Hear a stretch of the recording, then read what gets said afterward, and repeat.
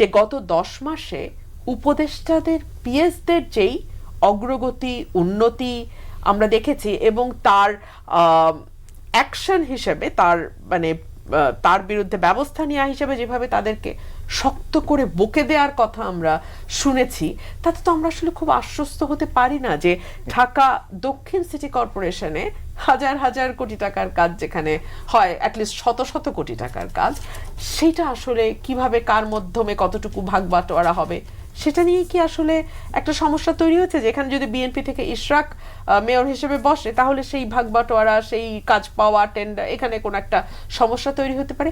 আরও একটা কথা বাজারে চালু আছে, আসিফ মাহমুদ যিনি স্থানীয় সরকার বিষয়ক উপদেষ্টা, তিনি ঢাকার কোনো একটা আসন থেকে নির্বাচন করতে চান।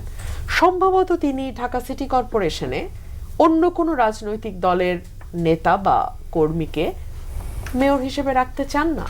তিনি চান তার পছন্দের প্রশাসক সেখানে থাকবে, তার নির্বাচনটা আরেকটু স্মুথ হবে।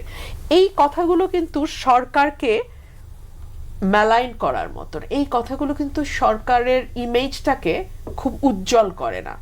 আমি জানি না সরকারে যারা আছেন এই মুহূর্তে 22 জন 23 জন উপদেষ্টা, ওনারা কি বিষয়টি বোঝেন না?